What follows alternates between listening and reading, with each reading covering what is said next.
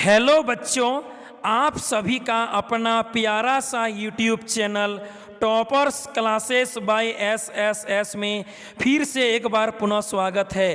अभी हम लोग जैक बोर्ड क्लास 11 इकोनॉमिक्स यानी अर्थशास्त्र में टर्म 2 एग्ज़ाम 2022 के लिए आर्ट्स, साइंस एंड कॉमर्स तीनों स्ट्रीम में जैक बोर्ड द्वारा जारी इकोनॉमिक्स मॉडल सेट 3 में section B and section C का कंप्लीट वीडियो सॉल्यूशन देखेंगे, बिल्कुल सरल एवं आसान शब्दों में। इससे पहले हमने इकोनॉमिक्स मॉडल सेट 3 में सेक्शन ए का वीडियो सॉल्यूशन कर चुका है हमारे चैनल में, आप लोग जाकर देख लीजिएगा। और हम इस चैनल के डिस्क्रिप्शन में इकोनॉमिक्स मॉडल सेट 3 के सेक्शन ए का सॉल्यूशन लिंक डाल देंगे डिस्क्रिप्शन में, आप लोग वहां से भी देख सकते हैं। फिलहाल अभी हम लोग इकोनॉमिक्स में मॉडल सेट 3 का सॉल्यूशन देखेंगे, बिल्कुल सरल एवं आसान शब्दों में। तो चलिए वीडियो को शुरू करते हैं सेक्शन बी से। सेक्शन बी में 3 अंकीय प्रश्न पूछेगा, जिसमें आपको किन्हीं 5 प्रश्नों का ही उत्तर देना है। यानी सेक्शन बी से आपको 3 गुना 5 बराबर 15 अंक मिलेगा। देखिए पहला प्रश्न, क्वेश्चन नंबर 10 को, सवाल नंबर 10 को समझिए। सहसंबंध गुणांक यानी स्मॉल आर के विभिन्न मानों 0, +1 तथा -1 की व्याख्या कीजिए। 10 नंबर सवाल कहता है सहसंबंध गुणांक यानी कोफिशिएंट ऑफ कोरिलेशन, जिसका सिंबल स्मॉल आर होता है, के विभिन्न मानों 0, +1 तथा -1 की व्याख्या करना है। उत्तर, r बराबर 0 होने पर उसे सहसंबंध की अनुपस्थिति कहते हैं, यानी x एवं y दोनों चरों के बीच कोई सहसंबंध, कोई रिलेशन नहीं पाया जाएगा। दूसरा, r बराबर +1 होने पर उसे पूर्णतः धनात्मक सहसंबंध कहते हैं। और तीसरा, r बराबर -1 होने पर उसे पूर्णतः ऋणात्मक सहसंबंध कहते हैं। क्या समझ में आया? r बराबर 0 होने पर x और y दोनों चरों के बीच कोई रिलेशन नहीं होगा, यानी सहसंबंध की अनुपस्थिति होगी। r बराबर +1 होने पर उसे पूर्णतः धनात्मक सहसंबंध कहेंगे, और r बराबर -1 होने पर उसे पूर्णतः ऋणात्मक सहसंबंध कहेंगे। आगे देखिए सवाल नंबर 12, क्वेश्चन नंबर 12 को समझिए। भारत में निर्धनता निवारण के लिए सरकार के द्वारा अपनाई गई नीतियों के नाम को लिखिए। भारत में गरीबी को दूर करने के लिए, निर्धनता निवारण करने के लिए, गरीबी को हटाने के लिए सरकार के द्वारा अपनाई गई नीतियों के नाम लिखना है। उत्तर, निर्धनता को दूर करने के लिए निम्नलिखित उपाय हैं। पहला, तीव्र आर्थिक विकास करना।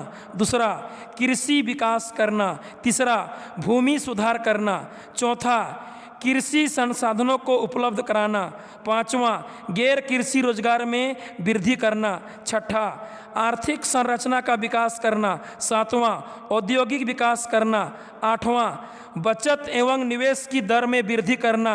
9 नंबर, मनुष्य पूंजी निर्माण करना। 10 नंबर, जनसंख्या नियंत्रण करना। 11, वैज्ञानिक और तकनीकी विकास करना। 12, देश में निर्धनता उन्मूलन कार्यक्रम चलाना। 13, आय का पुनर्वितरण करना। ये सब निर्धनता निवारण करने के लिए सरकार के द्वारा चलाई गई, अपनाई गई नीतियां हैं। आगे देखिए सवाल नंबर 13 को, क्वेश्चन नंबर 13 को समझिए। किसी व्यक्ति के लिए कार्य के दौरान प्रशिक्षण यानी ट्रेनिंग की आवश्यकता क्यों होती है?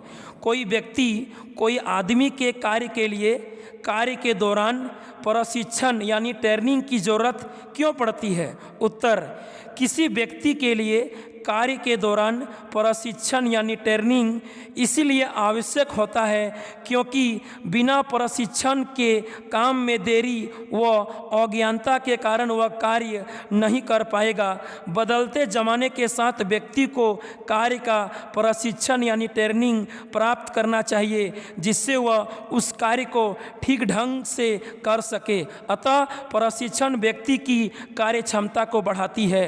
ठीक है, जल्दी जल्दी काम होगा ट्रेनिंग करने से, सीख लेने से। आगे देखिए सवाल नंबर 14, सवाल नंबर 14 को समझिए। विविधीकरण के स्रोत के रूप में मत्स्य पालन के महत्व पर संक्षिप्त टिप्पणी लिखिए।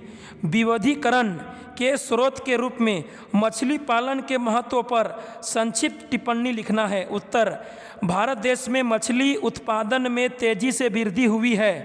भारत विश्व में मछली का दूसरा सबसे बड़ा उत्पादक देश है। मछली पालन देश में 11 लाख से अधिक लोगों को रोजगार प्रदान करता है।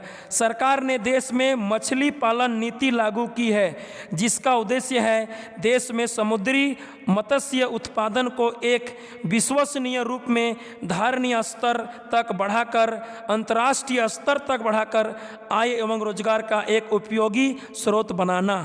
ठीक है, चलिए आगे देखिए सेक्शन सी को। सेक्शन सी में 5 अंकीय प्रश्न पूछेगा। ठीक है, सेक्शन सी में 5 अंकीय प्रश्न पूछेगा, जिसमें आपको किन्हीं 3 प्रश्नों का ही जवाब देना है। यानी सेक्शन सी से आपको 5 गुना 3 बराबर 15 अंक मिलेगा। देखिए पहला प्रश्न क्वेश्चन नंबर 17 को, निर्धनता निवारण सरकार की संवृद्धि आधारित रणनीति की व्याख्या कीजिए। उत्तर, भारत में गरीबी उन्मूलन यानी निर्धनता निवारण एवं रोजगार सृजन के अनेक विशिष्ट कार्यक्रम सरकार द्वारा प्रारंभ किए गए हैं, जिनमें कुछ निम्नलिखित है। पहला, राष्ट्रीय ग्रामीण आजीविका मिशन, जिसको 3 जून 2011 को लागू किया गया है। दूसरा, दीनदयाल उपाध्याय ग्रामीण कौशल योजना, जिसको 25 सितंबर 2014 को लागू किया गया है। तीसरा, प्रधानमंत्री ग्रामोदय योजना, जिसको 2001 को लागू किया गया है। चौथा, राष्ट्रीय शहरी आजीविका मिशन, जिसको 23 सितंबर 2013 को लागू किया गया है। पाँचवा, राष्ट्रीय सामाजिक सहायता कार्यक्रम, जिसे 1995 में लागू किया गया है। छठा, प्रधानमंत्री रोजगार सृजन कार्यक्रम, जिसे 15 अगस्त 2008 को लागू किया गया है। आगे 7 नंबर, प्रधानमंत्री गरीब कल्याण योजना, जिसको श्री नरेंद्र मोदी के द्वारा 2015 में लागू किया गया है। आगे 7वां हो गया 8वां, आम आदमी बीमा योजना LIC, जिसको 2 अक्टूबर 2007 को लागू किया गया है। आगे 9 नंबर, अंत्योदय अन्न योजना, जिसे 25 दिसंबर 2000 को लागू किया गया है। आगे 10 नंबर, जवाहरलाल नेहरू राष्ट्रीय शहरी रोजगार मिशन, जिसे 2005-06 में लागू किया गया है। आगे 11 नंबर, प्रधानमंत्री जन धन योजना, जिसे श्री नरेंद्र मोदी के द्वारा 28 अगस्त 2014 को लागू किया गया है। आगे 12 नंबर, प्रधानमंत्री उज्ज्वला योजना, जिसे श्री नरेंद्र मोदी के द्वारा 1 मई 2016 को लागू किया गया है। इतने सभी कार्यक्रम जो हैं भारत सरकार के द्वारा निर्धनता निवारण के लिए प्रारंभ किया गया है। आगे देखिए क्वेश्चन नंबर 18, सवाल नंबर 18 को समझिए। कृषि विपणन से आप क्या समझते हैं? भारत में कृषि विपणन प्रक्रिया की बाधाओं को लिखिए। कृषि विपणन क्या है? भारत में कृषि विपणन प्रक्रिया की क्या बाधा है, लिखना है आपको। उत्तर, कृषि विपणन से अभिप्राय उन सभी क्रियाओं से लगाया जाता है जिनका संबंध कृषि उत्पादन को किसान के खेत से अंतिम उपभोक्ताओं तक पहुंचाने में किया जाता है। यानी इसके अंतर्गत बहुत सी क्रियाएं आती है, जैसे कृषि पदार्थों का एकत्रीकरण, प्रोसेसिंग, स्टोरिंग, परिवहन, अंतिम उपभोक्ताओं तक पहुंचाना तथा इन संपूर्ण क्रियाओं में शामिल रिस्क आदि। कृषि विपणन प्रक्रिया की निम्नलिखित बाधाएं हैं। पहला, परिवहन सुविधा का अभाव। दूसरा, संगठन का अभाव। तीसरा, मूल्य सूचना का अभाव। चौथा, अपर्याप्त एवं अवैज्ञानिक संग्रहण व्यवस्था। पांचवा, उत्पादित वस्तुओं को बेचने में बाधा।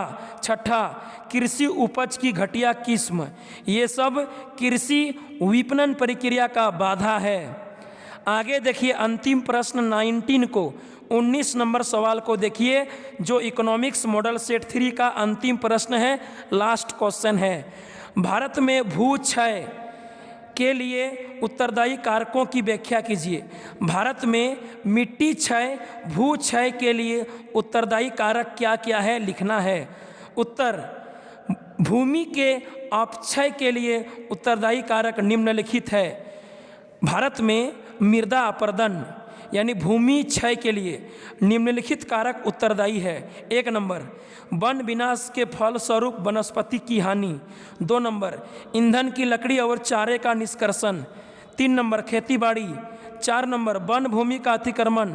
5 नंबर, वनों में आग और अत्यधिक चराई।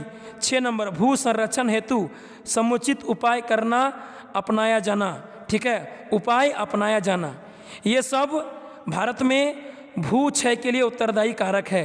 तो चलिए अभी हम लोग इकोनॉमिक्स मॉडल सेट 3 का सेक्शन बी और सेक्शन सी का कंप्लीट सॉल्यूशन देखें।